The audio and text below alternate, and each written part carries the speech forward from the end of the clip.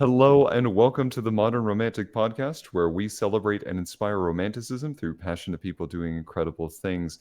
Hi, I'm always on an adventure, scouting the next location of my big dreams. Hi, I'm Trey, and I'm joined by the host of today's show, Emily. Hi, Emily. Hello. My middle name starts with A, which stands for adventure. Yay! And you know what? And that's awesome. I'm really excited to talk to our guest today, who also goes on quite the number of adventures. So, Emily, would you mind introducing our guest today? Yes, absolutely. I'm really excited to introduce the first location professional invited to join the Academy of Motion Picture Arts and Sciences, Lori Balton. Lori is a film scout or a film location scout, and she's joining us today. Thank you, Lori, for joining us. I'm delighted to be here. Thank you for asking me. I'm so glad you could be here and talk locations and art with us. Um, as a photographer, I find that finding a location is sometimes a big challenge, and sometimes it's inspiring. So perhaps I can relate a little bit. Do you have I have this bank of ideal places in my head? Do you have a similar thing? Like, how do you Well, see that? my advice to people who are starting out is to make sure that you keep a good location library and you have some way of cross-referencing, because that's one thing that I never did. And I work all the time, so I found that I never had a time where I wasn't working where I could go back and organize. So I just have everything filed on hard drives according to the show that it was scouted for. And sometimes I can't remember what show I scouted it for. But that's a good thing because it forces me to go back through my hard drives, and I'll sometimes discover something that I takes me down another path that I wasn't even considering for a location. So, it's all good. Uh, When Fascinating. it, when you get brought on for consultations for location scouting, do you get any kind of like, do you get the script? Do you get the storyboard of the ideas first, or do you just kind of get a random, like, I'm looking for this kind of a verbal explanation, and then you're left to go look for the location? How what does that process look like of receiving that contract and then going to location scout? So I come on at all different times of a production, and I'm hired by all different people. So what I like best is when I'm hired on something that's pre-production, like very early pre-production before a project has even been greenlit, and I help them figure out where in the world they want to shoot it, which involves a lot of research, which I definitely enjoy. Mhm. A lot of times what happens though is you do the research and then the project never happens, which can be disappointing unless you stop to have sort of a Zen approach to it all and realize that any information that you have discovered and taken in is good information because it'll, hopefully help you sometime in the future. So there's that. There's sometimes being called in on a project that's already shooting by the location manager, and they've lost a location and they don't have time to go look for it themselves. So they'll bring me in to find a replacement location. Oh. Sometimes the production designer has been hired, and this is one of the more frequent things that I do. And the production designer will have already looked at the script, figured out a general plan, and then call me to go to the places and find the locations. And as of, I don't know how many years ago it started, but a lot of countries and states have incentives, film incentives. So a lot of times they'll just want me to go to the places that have the incentives. And that's kind of sad because it leaves out a lot of good options for locations, but they have to make the film for a price. So that's how they do it. And then the other thing that I've been doing quite a bit of, which I adore, is doing scouting for green screen, which I did on Shang-Chi and the Ten Rings. And I went to Hong Kong and Vietnam, and I got to go to places where nobody goes. I got to go to what we were looking for were those limestone karsts, that are those weird structures that were in Avatar that are heavily in China, but they didn't want to shoot in China. So I went up to the northern Vietnam border looking into China to try to sort of see if we could find something that could work.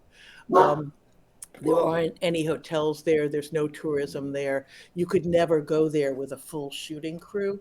But because I do these specialized things, I go in with a very small footprint. So basically, we could go anywhere in the world. We don't need an airport. We don't need a hotel, so on and so forth. And that's a lot of fun because it gives you, I mean, you can literally go anywhere in the world. It's very exciting.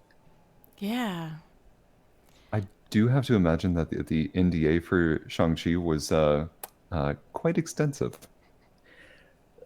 The NDAs for any movie is quite extensive. They just don't want you to, you just can't talk about it.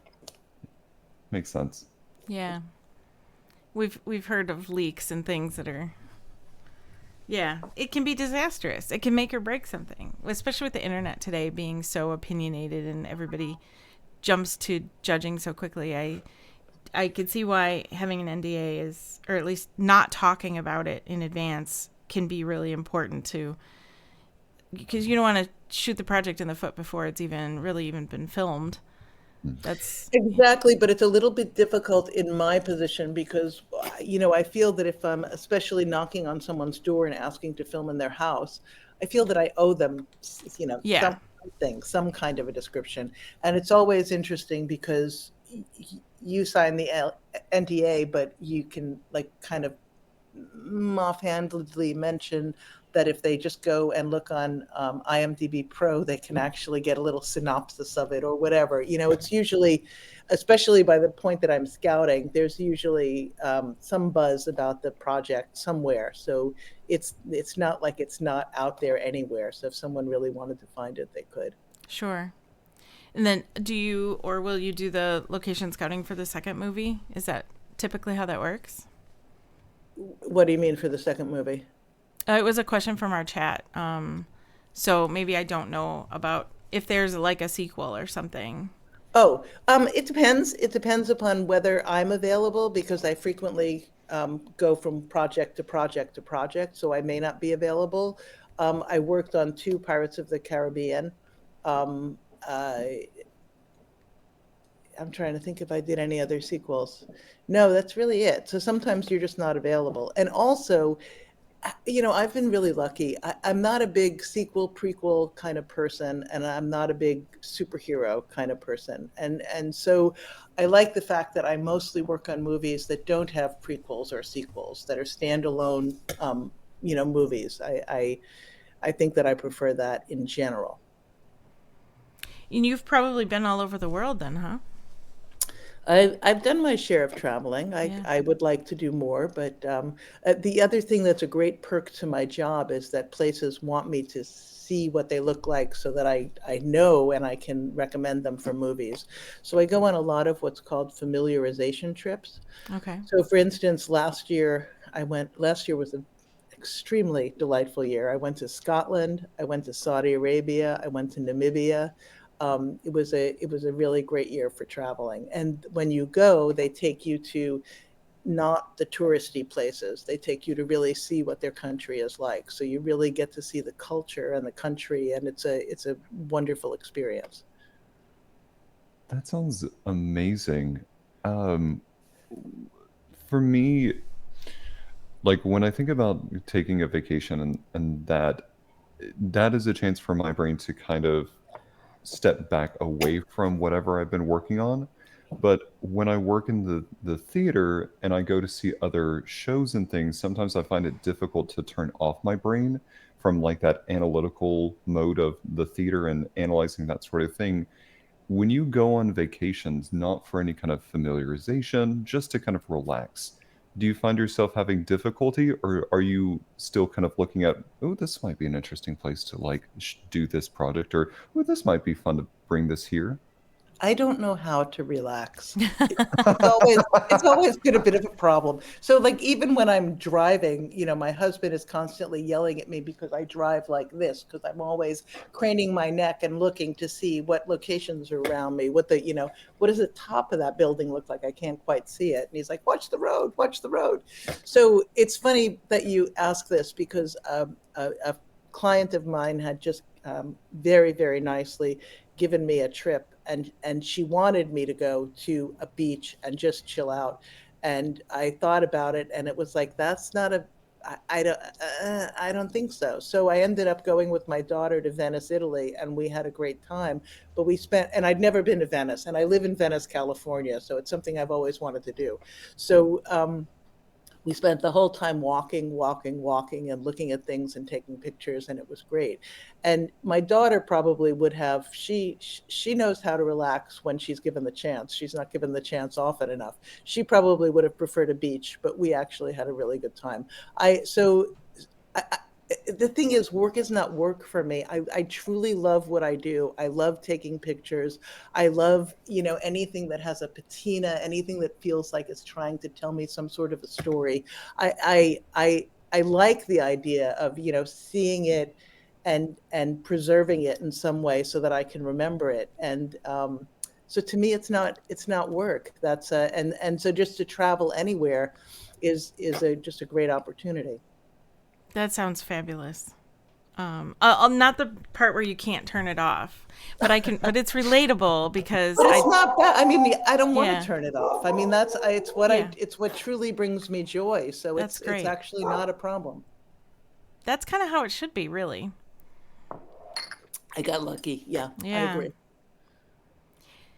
Were you gonna say something, Trey? I'm sorry, I couldn't No, tell.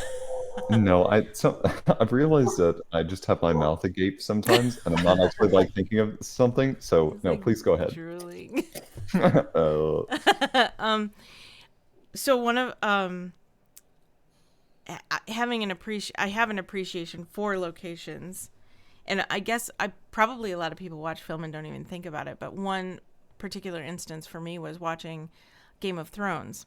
Game of Thrones has these locations that are incredibly real. At least they look real. There's probably some green screen stuff going on, but there are places that, and then later in like the behind the scenes stuff, they tell you, oh, this was in some place you didn't even think this would exist, and it's fascinating to find out that these things exist in real life. I could go visit there, and that's what it kind of looks like. And that's kind of inspiring to me that some of these things in movies that we've seen that are so far away are actually real and attainable. Well, it's inspired a whole genre of travel called film tourism. Mm. And for instance, we were talking about the Lord of the Rings earlier.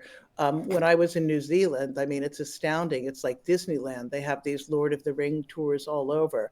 And I remember when Atlanta started developing itself as a film hub, it wasn't long before they started to have those film buses in Atlanta taking you around to see where Night of the Dead or whatever that zombie thing was. And so people come from all over because they want to see. I mean, that's why it's sort of sad what's happened in LA, that we don't have as much support of the film industry here as I would like, because the film industry is basically what made LA. Yeah. That's why people came here. That's what drives our tourism industry, is the film industry. So Yeah. I remember because I went to go see the set of The Walking Dead in or near Atlanta when they were filming season 9, I think is when it was, and it is fascinating to go on a set and see the thing. Like it's almost surreal to see it on a show maybe that you've watched or loved, and then or in a movie that you love, and then go and be able to stand in the same place in real life. There is something about that is kind of indescribable but very surreal.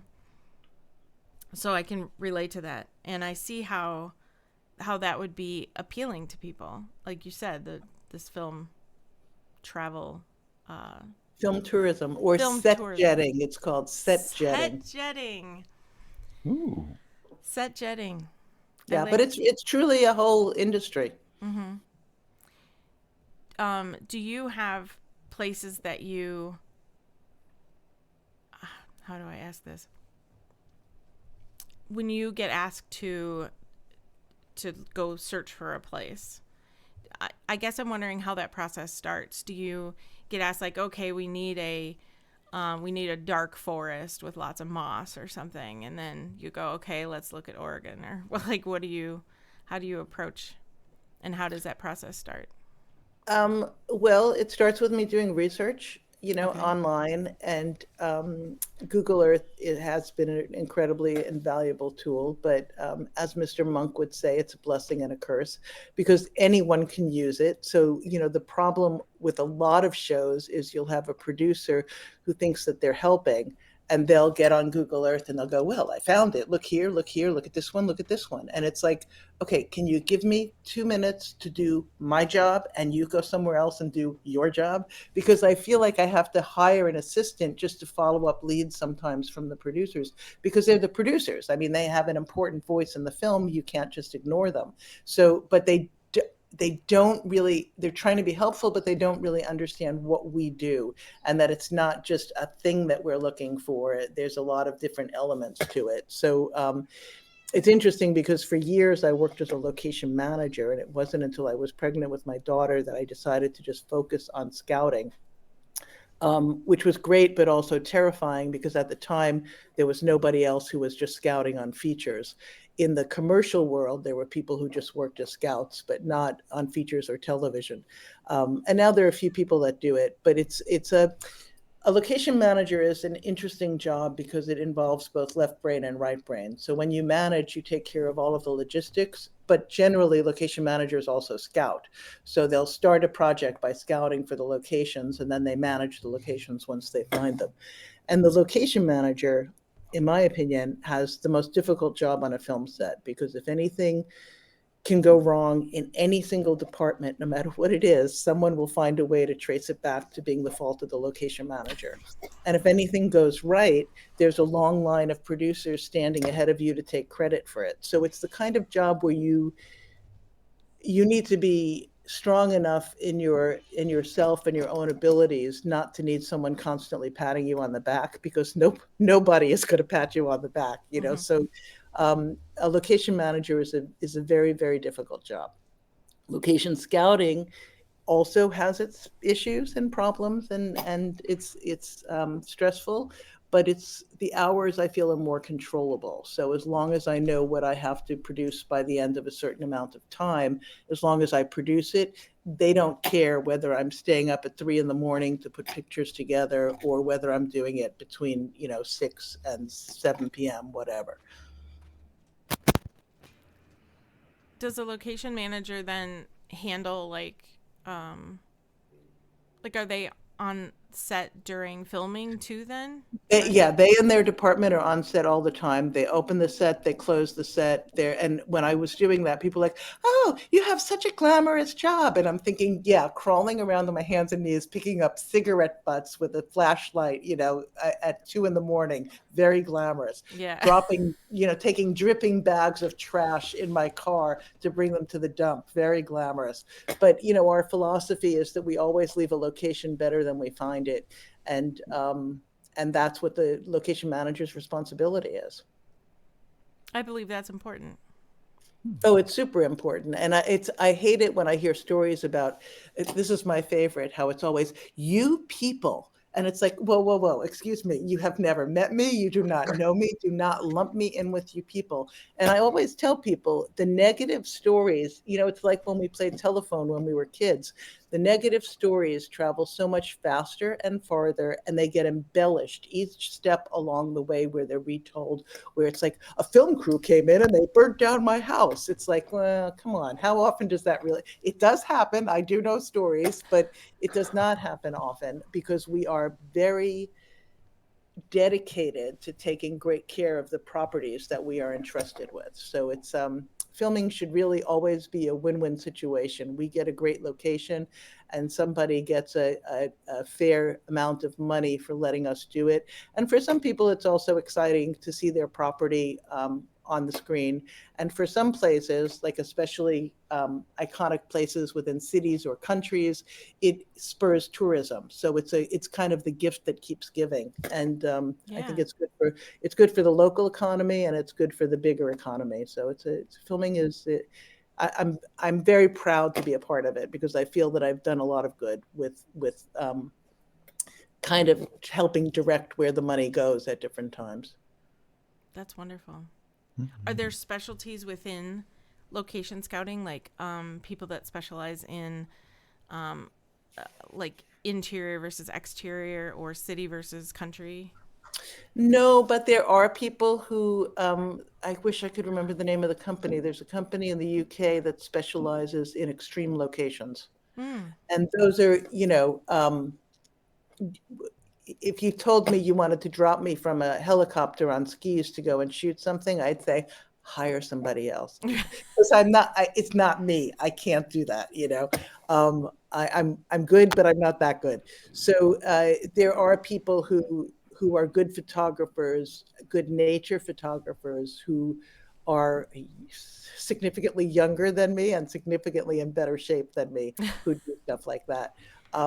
But anything else, well, there are commercial scouts that specialize in car commercials. So they specialize in great roads and great reflective surfaces and things like that. So, Right.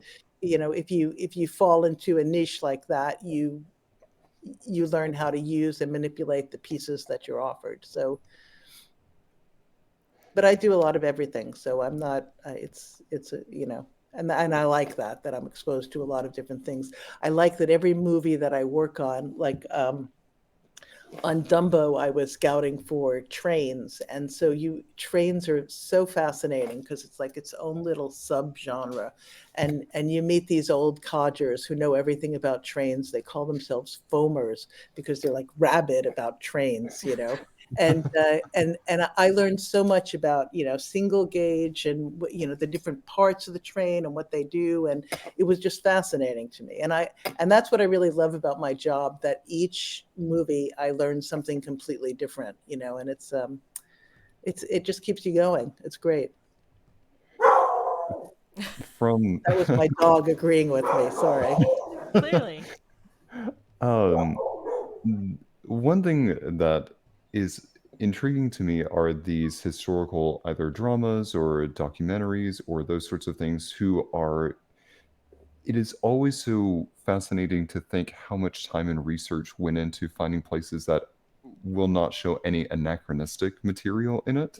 So my question to you is, do you have to give like more consideration to areas that have been like more modernly developed, or do you have to get special permissions for things, or what kind of goes into things where it's taking place in a much different time period?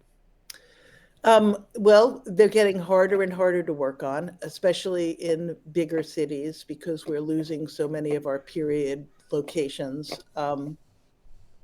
And modern elements are being added. But you made me think immediately when you said historical movies. I I I worked on a movie called The Ghosts of Mississippi, which Rob Reiner directed, which is a really great movie and it really holds up. I would suggest that people watch it. Mm-hmm. But Rob wanted to see, so it's about the guy who was charged with Medgar Evers' murder and how he kept getting off with it. And years later, they charged him again, and he was found guilty. So Myrlie Evers moved to California, and she was living in Claremont. And Rob wanted to see what her real house looked like, so he sent me there. And I knocked on the door, and a woman answered, and she was very circumspect, very nice, but she clearly, wanted to know who I was, what I was about, and she thought about it, whether she should like let down and she finally said, I'm Myrlie's daughter. And I ended up buying Girl Scout cookies from Myrlie Evers' granddaughter, which it was like my head was ready to explode. It was such a great moment. That's But awesome. they were bothered by so many people, both good and bad, that they just wanted to sort of, but the idea, I mean, of working on a historical movie, it was such a gift from Rob to work on a historical movie and be able to meet, your historical icons, these people who like changed the world. I mean, it was just really an amazing moment. That's awesome. Like what a cool like touch of history for yourself and then to be able to share that. That is so cool. Yeah, it really is. I'm so grateful that I have the job that I have because I feel very fortunate. Why are there balloons I going up don't behind me? know. Oh Oh, I don't know. It was oh really my good God, what timing, is though. happening? no. Okay, who's doing I that? don't know. It's Not me. I don't even understand how it's a function of this. Hold on. Well, whatever word you said was a keyword, and it must have triggered it or something. There's suddenly balloons all over the screen. Now I don't remember what I was going to ask. I know it's hard to follow up the balloons coming Yeah, now. I know. What will we have next? Champagne corks popping. The party has started. Oh, I don't remember. Emily, while you're thinking of that, we do have two things from the chat. Oh, yeah. I think they were talking about earlier. We have one comment that says, "I was wondering how the different levels work and what responsibilities they entailed when you were talking about the difference between the location manager and the location scout and those Yeah. sorts of things." And Yeah. they said, "Sorry." I can answer that. Okay. It's interesting to be a scout who worked first as a location manager, because I feel that I have a better understanding of delivering not only a location that looks good, but something that has parking close by, something where the equipment can get in, some place where you could feed the crew lunch, all of these logistics that the location manager then has to deal with.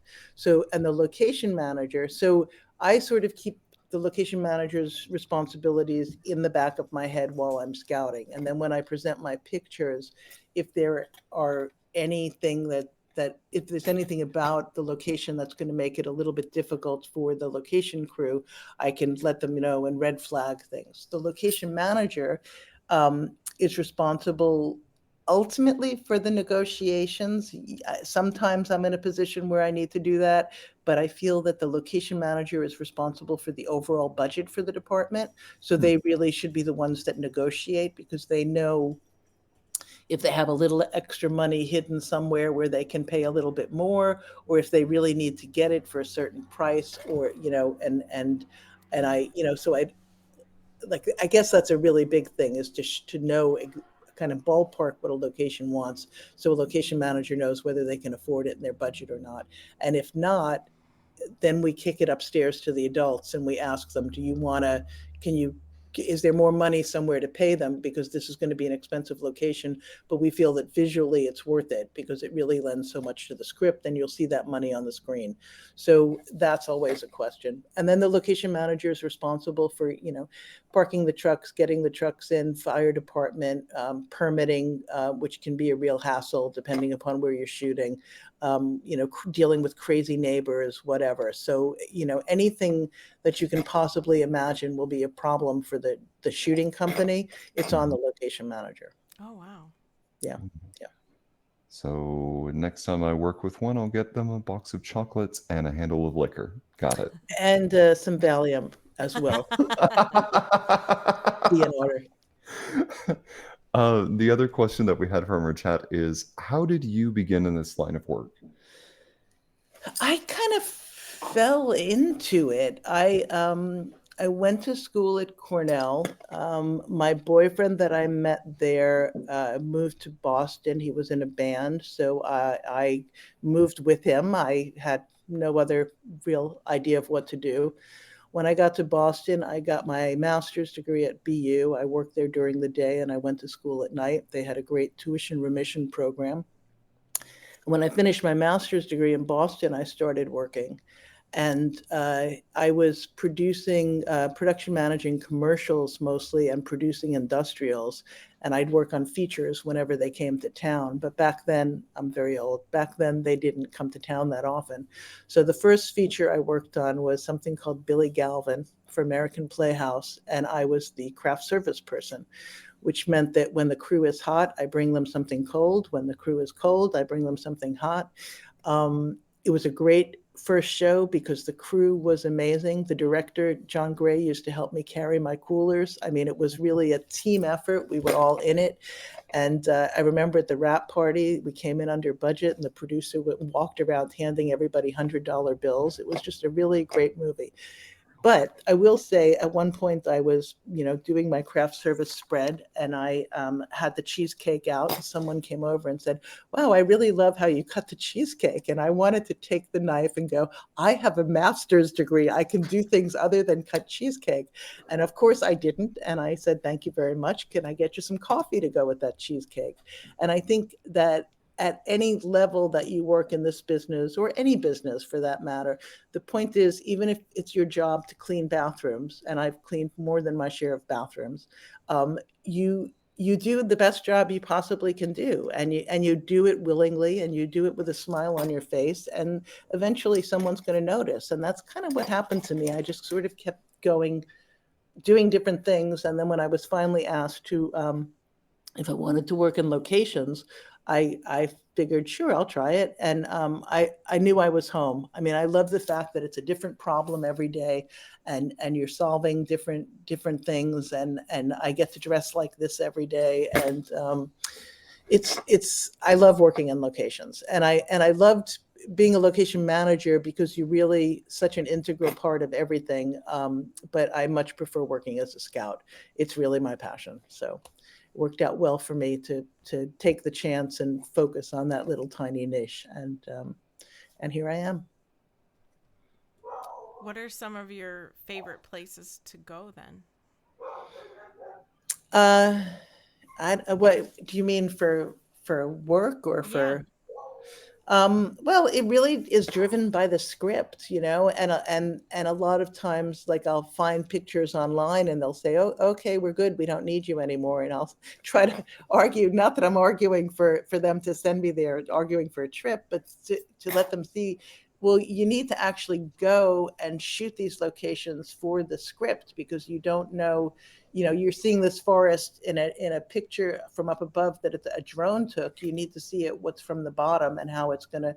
So it's really script driven, and I feel that the locations are a character in every story, and that they telegraph certain things about the people who occupy the locations.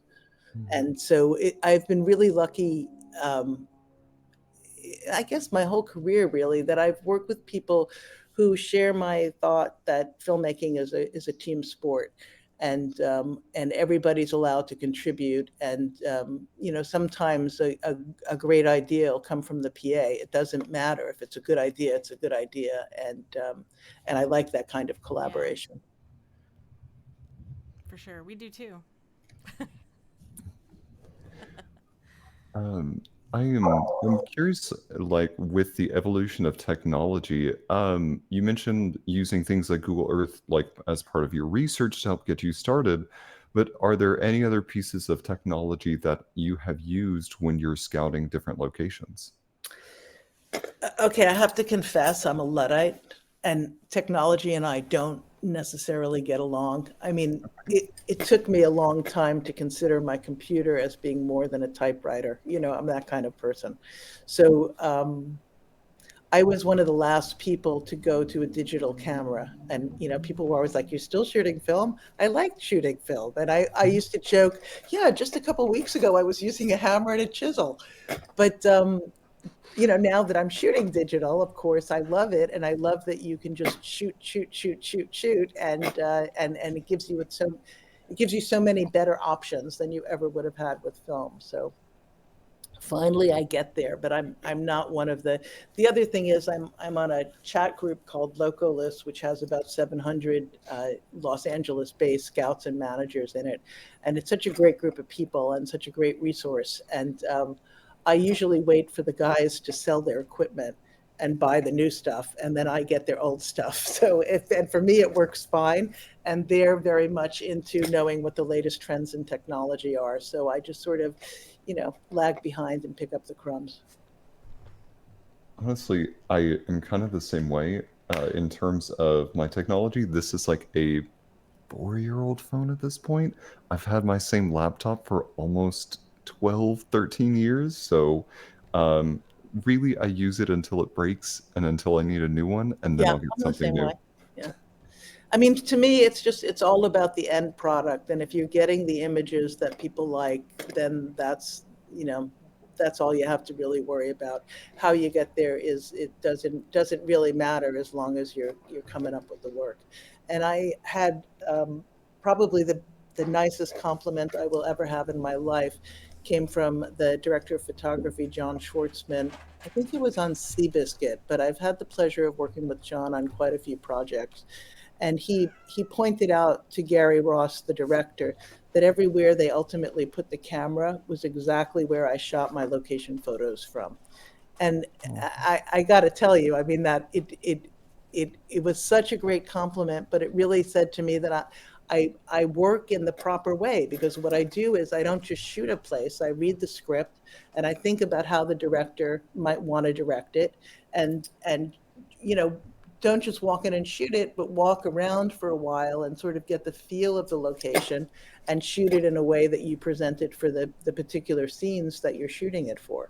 So, it makes a difference to really spend the time and understand your work. And I think that that's far more important than the use of any technology. I can see that. Obviously, yeah. Yeah, I would agree. Do you watch your own movies? Well, yeah, not because they're my own movies, but because they're good. I am also very lucky that I tend to work on movies that are pretty good movies that I enjoy watching. And in fact, speaking of Seabiscuit, I watched it recently and it really does hold up. So yeah, yeah. Do you watch any of your own work on, or at least do you watch any of the movies or films or whatever you've worked on, and when you're watching it, do you ever go like, yes, this is, are you ever like, this was a victory? Um, I, no, it's more that I remember what, like on A River Runs Through It, there was a barn that I found that it just was so cool. The the the road that I was driving down, I just happened to be in the right place at the right time to look up and realize that the roof line of this barn exactly mimicked the line of the mountain range behind it. I mean, it was so clever and wonderful. I have no idea whether it was intentional or coincidental or what. And I thought, this is a great location. And we ended up shooting Lolo Hot Springs there, but we shot it all at night. So nobody but me ever knew that that roof line was so great. So I, those are the things that I stupidly tend to focus on, is the things that didn't quite work out the way I had hoped they would work out. But you still have an eye for that, which I think is fabulous. Well, thank you.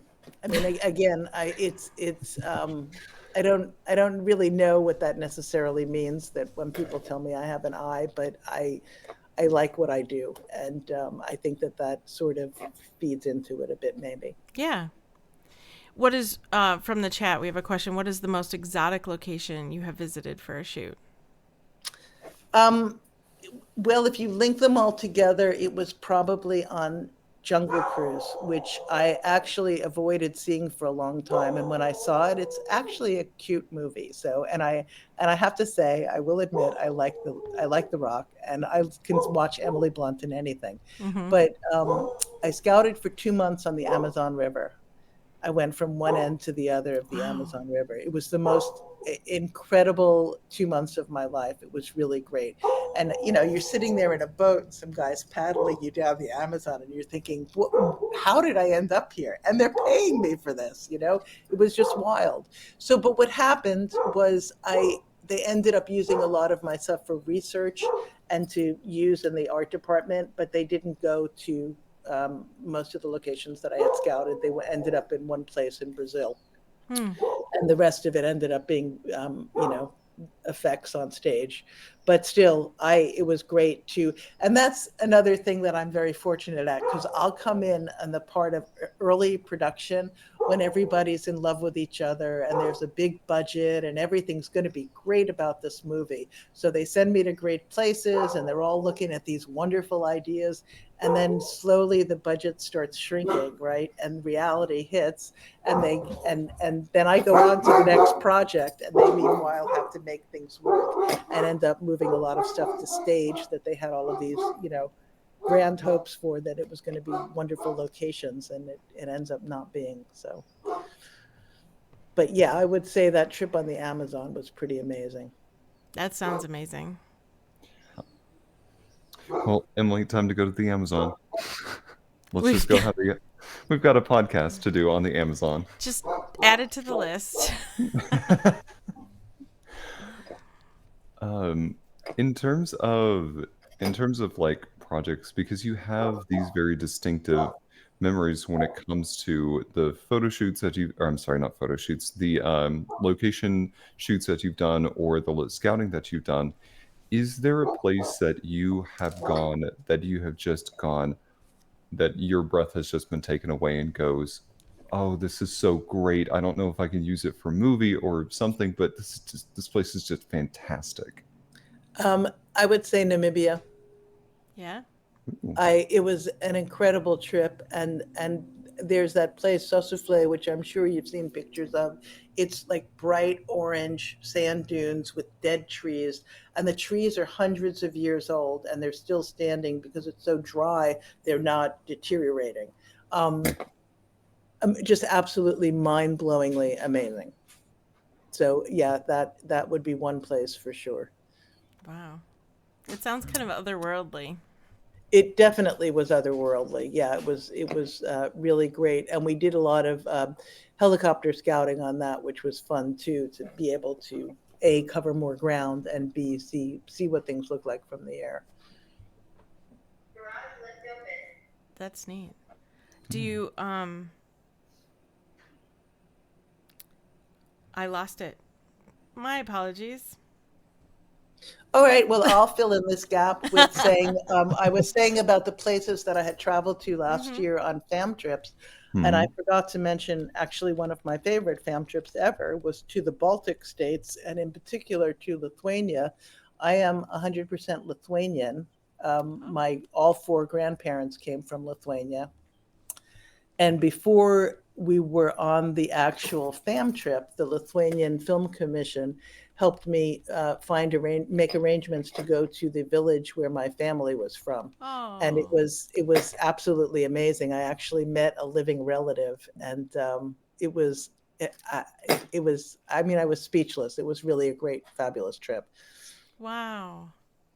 Yeah, yeah. So That's super lucky to do what I do and meet the people that I meet, because especially the film commissions, they're a great help to us in finding locations. They're like, countries will have film commissions.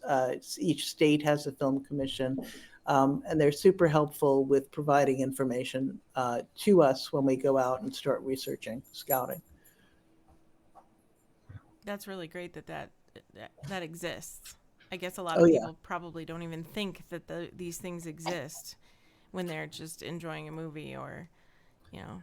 Well, unfortunately, a lot of them are getting their budgets cut, which is sad because, as we spoke earlier, film tourism is a big deal, and these people at the film commissions really help to make film tourism happen. Um, one thing that I think our listening audience would love to hear more about is that you were the first pro invited to join the Academy of Motion Picture Arts and Sciences. Can you talk about how did you receive that invitation, and what does this mean for people in your career path? It means a lot to all of us to get recognition. I've been a member for 10 years now, and I'm happy to say that the production design branch, production designers believe, as I do, and I mentioned earlier, that filmmaking is a team sport. So, production design is the only branch that is, well, let's just say they're the most inclusive of all of the branches. So they include some prop makers, they include some graphic designers, some storyboard artists, some location managers. So since I've gotten in, I think that there are about maybe 20 of us location managers in now, and it's great because it shows that people can come to recognize what we contribute to filmmaking, because we are an important part of it. So it's nice to get that recognition. I would say so. I mean, there's so many things that people don't see that go on behind the scenes, and that, yes, they may appear in the credits, but you don't always get to see them visually, so they're not often at the forefront of everyone's mind. Um, so I think that there's so many people behind the scenes, the hundreds of, sometimes thousands, that go into make a piece of art what it truly is.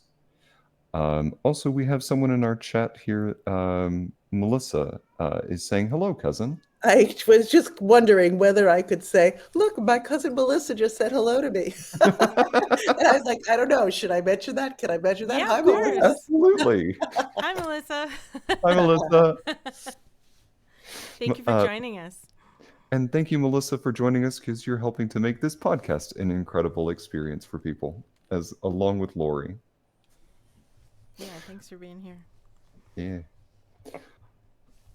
Um, so what I, talking about the people that work behind the scenes, when you've talked about the projects that you've been on with other people, what are some of the reactions that you get having worked on such a number of different projects before? Like, as you start naming them, what are people's reactions? Well, it's interesting because there's all of this talk about inclusionism, and one thing people forget is the concept of ageism.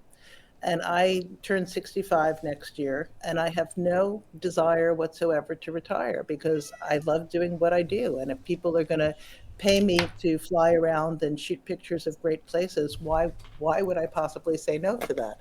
So it's interesting because I've been lucky twofold. So first of all, I grew up with four brothers, right? So when everybody said, well, what is it like working as a woman in the film industry? There were so many times where I'm in a scout van when I worked as a location manager, and I was the only woman in the van, and the biggest issue is when you have to go to the bathroom, honestly. And other than that, I can hold my own very easily in a van full of guys because I grew up with four brothers. So I mean, there honestly have been producers that have said dumb things that I've literally slapped them on the side of the head because that's how I grew up, that's how I was raised, that's who I am. But with the ageism, so I hold my own there, and I think I hold my own also with the ageism, hopefully. But I know a lot of people find it very hard to continue working as they get into their 60s because they're dismissed. And my husband, who I met on a movie in Boston, and he worked as a gaffer and best boy. He said he wanted to take early retirement because if he didn't, he was going to punch someone, and it was going to be a very expensive lawsuit. And the point was, he was working for all of these young kids who were directors, and Mhm. they thought they knew everything. So they had these great, seasoned, skilled workers, craftsmen working for them, and yet they wouldn't take their opinion on how to light something. They thought they knew better, and it would just drive my husband crazy. Mhm. So I find that when I'm hired, people seem to have a bit more of a respect for me, maybe because of the movies that I've worked on in the past and the directors that I've worked with in the past. Mhm. So I find that it's very freeing that I can now. I mean, I've always been very opinionated, some would say to a fault, but I I find that I can I'm not afraid to express myself. And if they say that they want to do it this way, I'll say, well, call me crazy, but have you thought about doing it this way? And, 50-50. Sometimes they call me crazy. Sometimes they go, oh, that's actually not a bad idea. And I wish I could remember exactly what it was that I was looking for. But Michael Bay, many, many years ago, let's just say he wanted me to find something white. And so I'm looking for white, white, white, white, white. And I'm literally looking for weeks, right? And he's turning down everything. And then finally, I find something black. Whatever it was the exact opposite of what he had told me to look for. And I put the pictures in front of him, and he says, "This is exactly what I asked you to look for. What took you so long to find it?" And I was like, "No, you did not ask me to find this. You asked me to find the opposite of this." And I and I think that was the first time that I got to the point in my career where I realized I have good instincts, and my instincts are sometimes as good as whoever the creative person over me is, and that I can't be afraid to put my ideas out there, and sometimes I end up being right. So it was just a really nice learning moment for me. Yes. It's funny that you mentioned that because I was having that conversation with my current leader at work this week, and the thing he was saying is that I don't want your opinion to get lost in the midst of the conversation. Like, I hired you for your opinions and for your insight for things. So if you have something to say, feel confident in bringing that part of your insight out, because it could make the difference between making a good project and a fantastic project. So have the courage to say something. Yeah, and it goes back to what I said too earlier. Even if it's a PA that has an idea that's a great idea, it doesn't matter where it came from. It's a good idea is a good idea, and they all make the project better. 100%. I'm seeing a question about what stars have been the most delightful to work with and who has been the most difficult. And I'm Mhm. happy to say I'm in and out before the stars get anywhere near me. But I will add two stories. One is on Heat. I went into Michael Mann's office for some reason and I sat down waiting for him. And this guy comes in and sits next to me.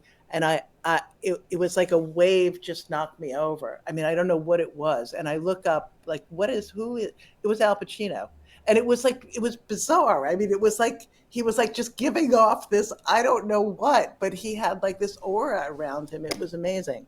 So that was one story. Also on Heat, I would add my daughter, who is an incredible person. She was two on Heat, and I was bringing her in on a Saturday because I had to run into the office for something. And I walked past Robert De Niro, Al Pacino, and Val Kilmer. They were all standing there, and I walked past them, said hello, and they all looked at Sarah. And they said, "What a beautiful child!" And I was like, "Ah!" So that was a nice moment.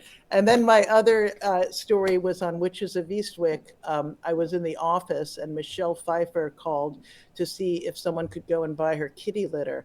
And I had no idea what protocol was. It was one of the first movies I ever worked on. And I said, "Well, I'm doing the call sheet now, and then I have to start the production report. But I'm sure kitty litter might fall like somewhere in the middle there. I mean, let me go ask the producer where I can." And she said, "That's okay. I'll go get it myself."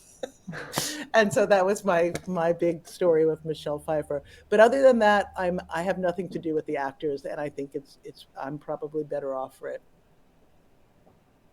Possibly. I mean, what you do is already so impactful and obviously such an integral and important part of filmmaking that you don't maybe need to. Well, it's not just the actors. It's all the ego. There's a lot of ego being thrown around on any production, and I while I sometimes miss the fact that when I worked as a location manager, you're part of a film family. I an odd family, but a family nonetheless.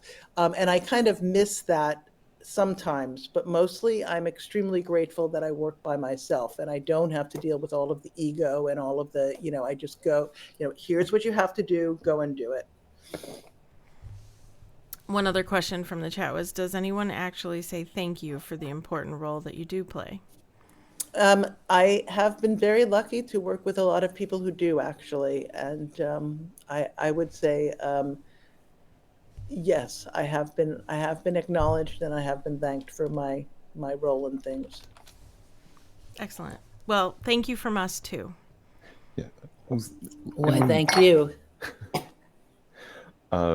one thing that I want to make sure that we do is that we ask you, if someone were to come to you and ask, like, this is my first time getting into location scouting, or I want to get into location scouting, what advice would you give to that person? People do ask me that all the time. I think it's very important to give back, so I'm frequently on different panels that Cornell and Boston University have here in LA.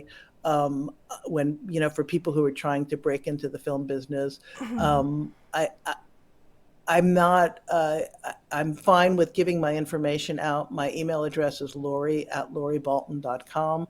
I generally get anywhere from 2 to 10 emails a week with people asking me questions, either about with help on projects that they're doing or how they get started.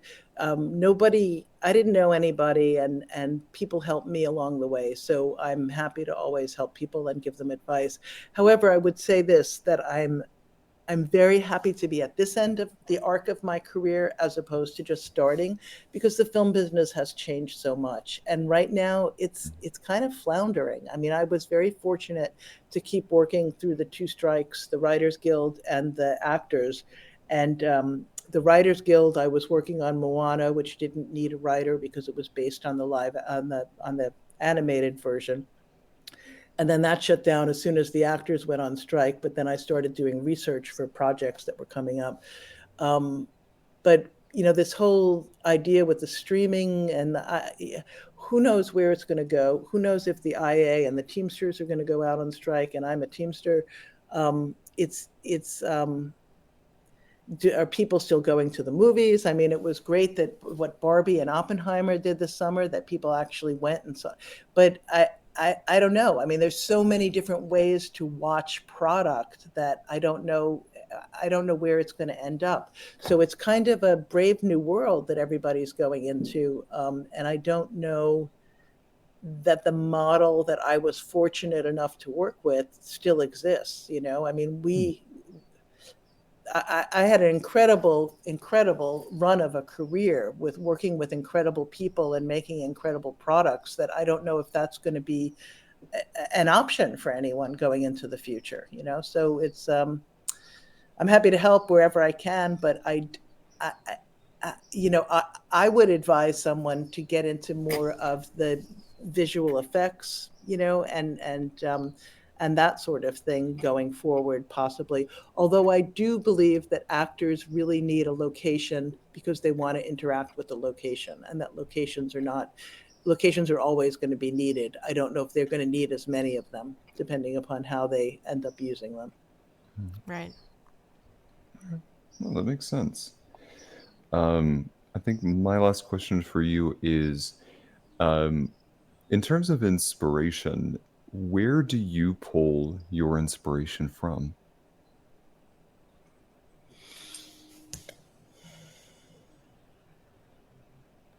I don't know. I like things that are old. I like things that are dilapidated. That's my favorite kind of scouting. If you put me into some place where you have to, watch where you step, I'd rather see something that has layers and layers of history on it than something that's new. Although I am a fan of modern architecture as well. Mhm. I don't know. I guess my inspiration would be beauty. And I think that beauty lies in the eye of the beholder. And I think I can see beauty in a wall of eroded brick covered in moss, as well as I can see beauty in a work by Michelangelo. I mean, Mm-hmm. so I would say living has been my inspiration. The fact that I'm curious about things, and I like to I like to notice things. I guess I'm sort of aware of things, and I'm curious about things. So curiosity, I guess I would answer that with. I love that answer. That is. Mm-hmm. That yeah, I like that. That's a great answer. Um, I want. I wanted to ask you. I don't want to put you on the spot though, because I feel like this could do that to some degree. Well, I don't want you to stumble with it, I guess. And that is, I'm a big fan of ruins myself. I've sought out ruins in anywhere I've lived in America, and I've lived in many places in America at this point. Are there any ruins in America that stand out to you as cool places to? Well, there's a set of ruins that I have always wanted to go to, and I've come so close so many times, and I've never actually been there. They were used in the Ghosts of Mississippi. Charlie Harrington scouted them. I didn't get to scout Mississippi. He did. All my scouting was in LA on that, and it's an old plantation, and I don't remember what it's called, but it's if you Google old plantation ruins in Mississippi and you Oh, Google look at the images, I'm sure this will be one of the top places that comes up. But okay. it's haunted. I mean, you have such a feeling from it. You know, it's so evocative. It's like mind blowing. So I would say that that's something that I would like to see that I haven't seen yet. There's a place similar to that in Beaufort, South Carolina, that's Oh, actually I'm sure. the Yeah. old Sheldon Church ruins. Yes, I've seen pictures. Have Yeah, you? yeah. Oh, I've been there, and it is so much cooler than But it pictures. speaks to you, right? It speaks to you. And to me, Mm-hmm. that's what a great location is, that it speaks to you. And it doesn't have to speak to you on such a, powerful, evocative level. It can just be, the house for a character, that it somehow speaks to that character. But to me, the locations need a voice. And I just sort of, unearth that voice for them. What a That's very cool way to exciting. think about that. Sorry, Trey. Say Oh, it no, again. that's fine. What a cool way to think about that. You're unearthing a voice for a place that may not have a voice of its own. That's a really cool way to think about that. I agree. Um, well, Lori, I really appreciate the time that you spent with us. You've given me a lot to think about, and I think you've helped to highlight the work that people do behind the scenes that don't always get credit for it. But you are so confident, and you give such a great perspective on what you do and how important it is for the project itself. So I really want to thank you for spending time with us here today. Well, it was my pleasure. I would like to add that you guys can follow me at Wide World Locations on Instagram. And I would like to point out not so much the pictures that I take, which I am delighted to share with you and hope you enjoy, but look at who I follow, because there are so many great photographers on Instagram, and there's so much inspiration there. They work like I work. They don't just take a picture. They put a lot of thought into it, where they're standing, what time of day it is, how they're shooting it. So you can learn a lot by looking at people's work on Instagram. And then my personal account is at L Balton, which has more pictures of my daughter and my dogs. But nonetheless, so this was great fun. I can't thank you guys enough for reaching out to me.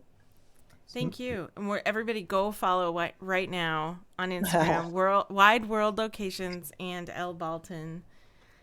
And it's loribalton.com if you want to look at her website as well. Well, as we close this episode out, this episode, along with probably every other episode, will be dedicated to Joe Capone, our moderator, fellow comedian, passionate encourager, and greatly missed friend. You can find us pretty much wherever you tune into podcasts. For updates, announcements, and more, please follow us on social media under Modern Romantic. Thank you, everybody, and go unearth someone's voice from a location that you love today. All right, bye. Thanks. Bye. Bye.